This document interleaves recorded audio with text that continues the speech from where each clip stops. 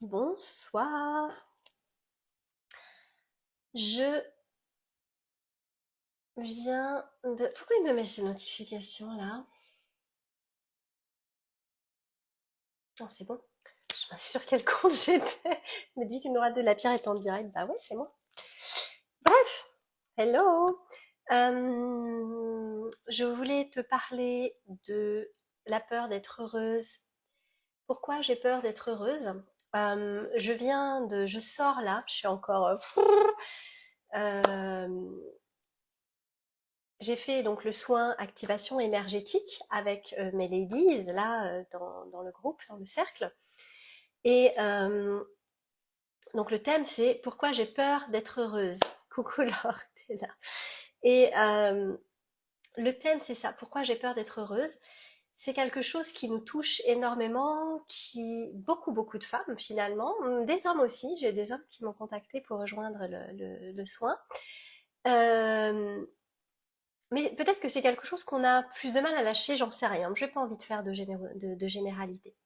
En tout cas, euh, voilà, soin très puissant, Kundalini, langage de lumière, Reiki. Et puis, ce que je voulais partager avec toi là maintenant, donc je vais pas te faire le soin, mais en tout cas, t'amener à la réflexion de ce que j'ai transmis avant le soin, même si ce texte-là fait partie de l'activation, à mon sens. Euh, Voilà, j'avais envie de te le partager avec toi. Ça te concerne si tu as grandi avec un parent ou un tuteur ou des parents ou tuteurs narcissiques. D'accord? Avoir peur d'être heureuse, avoir peur d'éprouver de la joie, avoir peur que les choses soient faciles, que la vie se déroule bien, se passe bien, etc. D'accord? Si tu as grandi avec un parent narcissique, tu as probablement vu tu as probablement expérimenté que si le narcissique était de mauvaise humeur, tu ne devais absolument pas être, toi, de bonne humeur. Surtout pas. C'était perçu, vu comme euh, une moquerie, comme une atteinte, un manque de respect, une insulte à sa propre douleur. Dis-moi si ça te parle, ça. Si le narcissique, le parent narcissique était de mauvaise humeur, toi, tu devais aussi être de mauvaise humeur ou au moins faire profil bas, t'effacer. S'il était de bonne humeur, alors, toi, tu avais plutôt intérêt d'être aussi de bonne humeur. Tu n'avais pas intérêt à être triste, à être en colère, à être effacé, justement, etc. Tu devais vraiment suivre l'humeur, correspondre à l'humeur en fait de ton parent ou tuteur narcissique. Le narcissique veut avoir le contrôle, ok? Et de par son comportement, en fait, t'as empêché toi en tant qu'enfant de d'avoir ta propre individualité, de développer ta propre individualité, ta propre individualité, de ta propre expression de toi, ta propre expression de tes ressentis. Il t'a empêché de par ce comportement-là de connecter en fait à tes ressentis, à tes sentiments, à, à toi. Hein. Et de par cette attitude aussi, il t'a empêché d'avoir ta propre autonomie. On n'est pas là pour juger ces parents-là, que les choses soient bien claires. Ok? Ils ont fait ce qu'ils ont pu avec leur histoire à eux, en fait, hein, qu'ils ont certainement reproduit aussi. Enfin bon, le but là, c'est pas de perdre du temps là-dedans en jugement. C'est pas mon job en plus déjà, aussi d'aller remonter à ça si tu veux. Mais c'est pas l'objectif. Là, on est focus sur toi en fait, sur ta perception à toi, la reconnexion à soi. Dès ton plus jeune âge, en fait, en grandissant dans ce genre de foyer qu'on dit dysfonctionnel, tu as été entouré par la peur, tu as été entouré par le contrôle, tu as été entouré par la manipulation, par c'est un environnement qui est toxique pour ton évolution, pour ton expansion à toi, ton ouverture à toi en fait. Alors, bien sûr que dans ce genre de foyer, il y a des moments de lumière, des moments de joie, des moments d'harmonie, des moments où les choses se passent plus naturellement et dans la joie, hein. Mais ces moments-là sont éphémères et sont suivis de moments euh, de crise, voire d'abus, hein. Ce qui fait que toi, en tant qu'enfant, tu apprends que la vie, en fait, c'est cyclique. C'est-à-dire que c'est la vie, c'est cyclique. La joie, c'est cyclique, en fait, et c'est très éphémère. Et que après un moment de joie, il y a un moment violent, quoi, hein, violent psychologiquement, émotionnellement, voire physiquement. Ok, donc tu apprends ça en fait et tu te construis là-dedans. Donc tu as peur maintenant, tu as peur des moments de joie comme si tu allais avoir, comme si tu allais être puni par ces moments de joie parce que tu t'es autorisée à être heureuse, comme si tu allais ramasser quelque chose, hein. La lumière, elle est super grise, je sais pas pourquoi, c'est moche ça. Je sais pas si je peux faire quelque chose avec ça. En tout cas, j'espère que tu m'entends bien, j'ai pas contrôlé, on verra. Alors ça c'est très lumineux, hein. Je vais baisser un petit peu. Voilà, on y voit un petit peu plus clair. Bref, tu apprends à ne pas faire confiance au moment heureux, au moment de joie. Tu apprends à, à te méfier. Tu apprends à être sur la défensive. Ton système nerveux se met en mode défensif parce que tu dois te tenir prête. Ok, il va y arriver un truc parce qu'il y arrive forcément un truc parce que tu as appris ça en fait. Tu as grandi comme ça, tu as été conditionné comme ça en fait. Ça a été un conditionnement inconscient, mais un conditionnement, hein. Ton moi de 7, 8 ans a appris à se méfier et au fur et à mesure que tu as grandi après, bah, tu as commencé à répéter d'autres situations dans lesquelles tu t'es retrouvé euh, dans ce cycle-là, hein, dans des relations qui reflétaient en fait cette même dynamique, ce cycle-là. Ou peut-être simplement que tu n'es pas en couple, que tu es resté seul euh, parce que tu te rends compte que tu es vachement focus sur de manière consciente, enfin, ou inconsciente, mais en tout cas que dans ton attitude, tu es très critique. Tu cherches la petite bête tout le temps. Parce que c'est ce que tu as appris à faire, en fait, hein, c'est ce que tu as appris à faire. Tu as appris à ne plus avoir de l'espoir aussi, à craindre l'espoir. L'espoir, c'est dangereux, hein. Donc du coup, finalement, ça devient plus sûr pour toi de rester dans cet espace de manque, dans cet espace euh, d'impuissance aussi, parce qu'en tant qu'enfant, tu te sens impuissant. Cette lumière est terrible. On va rester avec ça, quoi. Oui, c'est jaune. Bon, on va rester. C'est pas mal. Euh, Parce que c'est quelque chose que tu connais bien. Tu as appris à naviguer dans ce stress-là, dans un environnement instable émotionnellement, dans un environnement où le bonheur est dangereux. Euh, du coup, c'est très inconfortable pour toi. La joie, t'autoriser à voir, à recevoir la joie, à recevoir l'amour, à recevoir la facilité. Ça ne peut pas être simple, d'accord? Donc tu vas aller te compliquer le truc, toujours inconsciemment. C'est si tu t'autorises des moments de joie où tu es contente et tu es super positive, tu dis waouh, voilà, gratitude, etc. En fin de journée, ou peut-être le lendemain, hein, ça va durer peut-être 2, 3 jours max, et ça va commencer à ruminer, commencer à voir des choses qui ne vont pas, commencer à avoir mal ici, mal là, hein, le corps aussi, hein, s'exprime. Où tu vas commencer ton mental va aller trouver des défauts, hein, des choses qui ne vont pas. Oui mais, oui mais, oui mais. Est-ce que tu es une oui mais toi aussi? Dis-moi dans les commentaires. Tu fais partie de la team, hein? Il n'y a pas de jugement ici, hein. Donc bref, tout est fait pour être prête. Je l'avais vu, je le sentais, je le savais, hein. Donc tu ne t'autorises pas à lâcher prise parce que c'est dangereux. Donc ici, là, c'est verrouillé.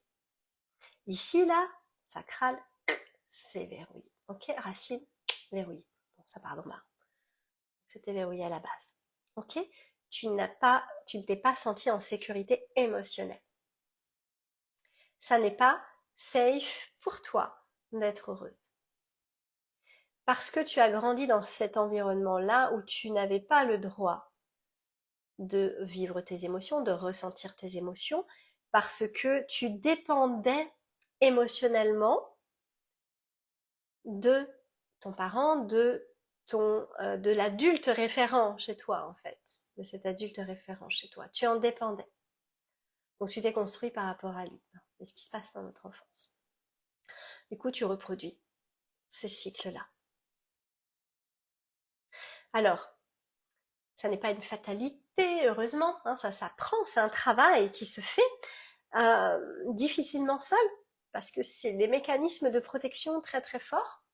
Donc tu vas pas pouvoir voir toi-même tes propres boucliers, hein. Mais ce qu'il va d'abord falloir faire, c'est reconnaître. C'est aller voir les schémas qui sont en train de se jouer, que tu es en train de jouer. Que cette part de toi, que cet enfant-là, hein, de 6, 7, 8 ans, est là en fait. Il est en train de prendre le lead, là, la peur. Il est en train de répéter ce schéma-là. Ok, donc soit c'est d'aller en tant qu'adulte, tu es adulte maintenant. 30, 40, 50, 60 ans, tu es adulte maintenant. Ça veut dire que tu as cette capacité-là de te reparentaliser, d'aller reparentaliser cet enfant en toi, cette part de toi, qui n'a pas été vue, qui a été même niée. C'est un mot fort, tu as été nié dans ton être. Tout le soin qu'on a fait ce soir, l'activation, le yoga kundalini qu'on a fait et le soin langage de lumière a été pour aller reconnecter, à réveiller, rallumer cette essence, cet être, cette lumière que tu es, cette énergie sacrée que tu as au fond de toi, libre, libre de tout conditionnement, libre de toute croyance, libre de toute identité avec laquelle tu t'es construite. On a fait ce travail de libération, ok, de transformation et de réintégration. Donc tu peux le faire dans des groupes, comme on l'a fait là, dans d'autres groupes hein, aussi, je n'ai pas le monopole, mais tu peux le faire aussi en individuel. Seul, c'est vraiment compliqué d'aller regarder ça. Il y a beaucoup, beaucoup, beaucoup de barrières. D'accord? Donc reconnais cette part de toi. Deviens conscient, deviens l'observateur de ton observateur en fait, de tes comportements, de tes attitudes. Et vois, tiens là, hey, je suis en train de me bloquer là. Je suis en train de me bloquer le portail de la joie là. Ah, je me retiens. Oui, mais, oui, mais on sait jamais. Oui, mais quand même, c'était pas non plus, hein. Dès que tu vois ça, je te vois. Tu te dis, je te vois. Hey, je te vois. Ok? Tu le prends avec toi, tu prends cette part de toi avec toi, tu peux la mettre une main sur le cœur si tu veux, tu fais ce que tu veux, et tu la prends avec toi. Tu la prends avec toi, tu dis viens voir là, petite mini-toi, petite mini-moi, viens voir. Hein, je t'ai fait un live là-dessus hier, sur ta mini-toi. Viens voir, assieds-toi sur mes genoux, viens me parler, viens me dire, qu'est-ce qui se passe? Qu'est-ce qui se passe? D'accord? Ça va vraiment être à toi d'aller te donner, d'aller te voir, d'aller t'entendre, d'aller t'écouter, d'aller honorer tes émotions. Hey, mini-toi, mini-moi, tu as peur. Tu as peur, viens me dire de quoi tu as peur. Qu'est-ce qui se passe? Honore tes émotions. Hé, mini-moi, tu es contente? Wow, viens me dire ce qui se passe. Viens me dire de quoi tu es contente, de quoi tu es satisfaite là. L'autre jour, je me suis autorisée à faire une sieste, quoi. J'étais crevée, j'en pouvais plus. Je me suis autorisée à faire une sieste, mais vraiment avec cet état d'esprit-là, cette conscience que j'en aurais un besoin. Je me faisais du bien, quoi. Je me donnais la permission de me faire du bien sans culpabiliser. J'ai ressenti une joie ici, là. Ça m'a chatouillé, en fait. Moi, ça me chatouille. Ça m'a chatouillé ici. J'étais tellement heureuse. Je sais que c'est ma petite fille intérieure qui était heureuse. J'ai dit, hé, t'es contente? Moi aussi, je suis contente. Ça me fait du bien. Ça me fait du bien de te sentir heureuse parce qu'elle s'est sentie entendue. Elle s'est sentie respectée. Qu'est-ce que tu peux faire aujourd'hui? Peut-être pas maintenant là, je sais pas quand tu vas écouter, mais en tout cas, bon bref, quand tu écouteras, aujourd'hui pour honorer, pour t'honorer. Honorer tes besoins, des besoins naturels des fois. Basique, je prends toujours cet exemple-là. Faire pipi, moi je me retiens beaucoup de faire pipi. Bon sang, c'est un besoin naturel, c'est hyper mauvais, ça devient douloureux en plus. C'est la maltraitance. Je me maltraite quand je fais ça. Ok? Est-ce que tu peux faire le choix? Aujourd'hui, je ne me retiens pas. Aujourd'hui, je mange uniquement si j'ai faim. Différence entre la faim et l'envie de manger. Attention au kilo émotionnel hein, par rapport à ça. Aujourd'hui, je fais le choix d'honorer mon énergie. Comment je me sens là maintenant? Ouh, je suis un petit peu péchue là. Je vais vaquer à ces tâches-là qui me demandent de l'énergie. Oh, je sens que là j'ai besoin de me poser un petit peu, de mettre un petit peu de silence, un petit peu de calme. Ok, j'honore. Et vraiment en conscience que tu honores ces besoins-là, que tu es cet être qui prend soin de toi. Si c'est pas se donner de l'amour, ça, se donner, s'aimer soi, c'est ça aussi. Ça passe par là. De manière pratique, si tu sais pas comment, quand Didi aime-toi, tu sais pas comment faire, commence par là, par la pratique, par des choses pratiques. Ça, c'est concret. J'ai faim, je mange. J'ai pas faim, je mange pas. D'accord? J'ai sommeil, je dors. J'ai pas sommeil, je dors pas. J'ai envie de faire pipi, je vais faire pipi. Basta. Ok? J'ai envie de sortir, j'ai envie de prendre l'air, je vais prendre l'air. J'ai envie de chanter, je chante. J'ai envie de parler, je parle. Ok? Honore-toi, et ça commence par ça. Ça, c'est concret. Voilà ce que je voulais te transmettre là ce soir. Ça commence par cette observation-là. Observe, honore, écoute, honore. Donne-toi tout ce que tu attends de l'autre. Commence par te le donner toi. Elle passe par là, ta sécurité intérieure. Tu peux pas te sentir en sécurité si tu donnes cette sécurité, elle est conditionnée à des gens autour de toi. Et s'il meurt, qu'est-ce qui se passe? Tu vois? Ça, c'est la crainte de l'enfant. Sa sécurité dépend de la vie de son ou ses parents. Donc, donne-toi cette sécurité à toi. Aujourd'hui, tu es adulte. Donne-toi, valide-toi. De quoi tu as besoin? Tu as besoin d'être reconnaissant? De reconnaissance? Est-ce que tu te donnes? Est-ce que tu te reconnais toi dans ta valeur? Tu as besoin d'être vu? Est-ce que toi-même tu te vois dans ton entièreté, dans ta globalité, c'est-à-dire à la fois dans ta magie, ta lumière, et à la fois dans ces parts que tu caches, soi-disant honteuses? Est-ce que tu te vois pleinement? Est-ce que tu t'autorises à te voir pleinement? Est-ce que tu te reconnais? Tu veux qu'on t'honore? Tu veux qu'on te respecte? Jusqu'où tu t'honores? Jusqu'où tu te respectes toi? Commence par là déjà, d'accord? Arrête de demander aux autres, commence par toi. Honore-toi, respecte-toi. Pars si ça va pas, ok? Reste si ça va. Fais ce qu'il faut pour te sentir bien. Tu es aujourd'hui la responsable de ton bien-être et de ton bonheur. C'est toi maintenant qui décides. C'est ça qui est bon. Petite fille, tu n'avais pas le choix. Petit garçon, tu n'avais pas le choix. Aujourd'hui, tu as ce choix. Quel choix tu ne fais pas?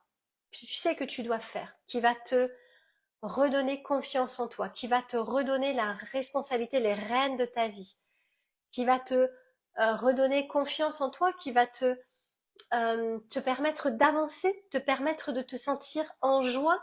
Quelle est cette chose que tu ne fais pas, que tu ne te donnes pas la permission de faire et que tu sais qu'elle te mettrait en joie, qu'elle te ferait du bien?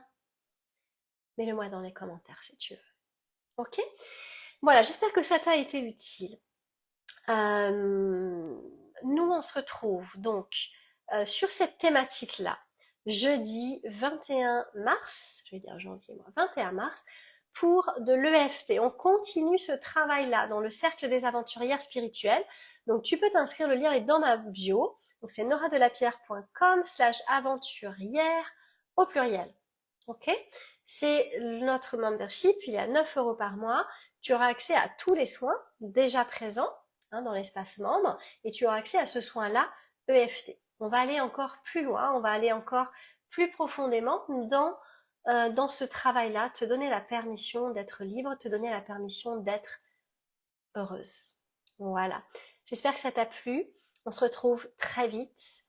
Et voilà, merci de m'avoir écouté jusque-là. Bye bye bye.